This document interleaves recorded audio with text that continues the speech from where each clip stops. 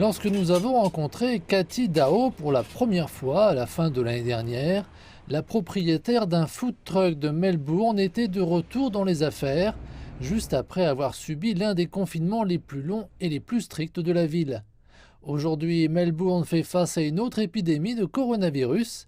C'est pourquoi Cathy Dao travaille en cuisine. Nous devons donc maintenant compter sur un soutien local et gérer un service de plats à emporter et des livraisons via une application afin de pouvoir au moins générer des revenus pour nous aider pendant cette période difficile, car nous n'avons pas de travail avec le camion. Alors qu'ici, de nombreuses entreprises ont souffert de l'approche stricte du pays face à la pandémie, l'Australie s'en est mieux tirée que la plupart des pays avec moins d'1 millier de décès liés au coronavirus. Du point de vue de la santé publique, l'élimination était vraiment la bonne façon de gérer ça. L'approche d'élimination ou zéro Covid du gouvernement comprenait la fermeture des frontières du pays et une réaction rapide chaque fois que des cas de transmission communautaire étaient détectés.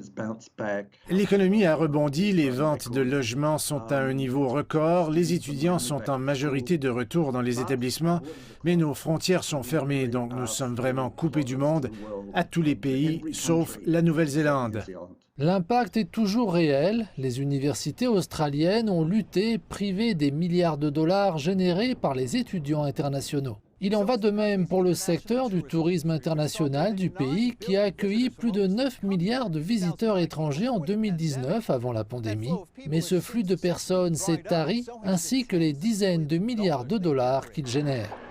Des vaccins sont essentiels pour ouvrir les frontières, mais l'Australie et la poignée d'autres pays qui ont connu un faible nombre d'infections de coronavirus ont eu du mal à vacciner leur population.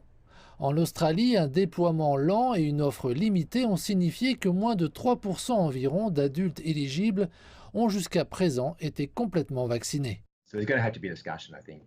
Je pense qu'il va donc y avoir une discussion en Australie et dans d'autres pays zéro Covid sur ce que nous acceptons à l'avenir. Il devrait y avoir une acceptation de certaines infections dans la communauté et la définition d'un niveau de sécurité qui impliquera également de mauvais résultats et des décès. Il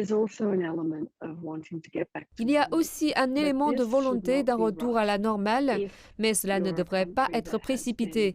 S'il s'agit d'un pays qui a travaillé très dur et qui a fait beaucoup de sacrifices, on ne va pas oublier tout ça et ouvrir les frontières en disant « Eh bien, ça doit être comme ça ».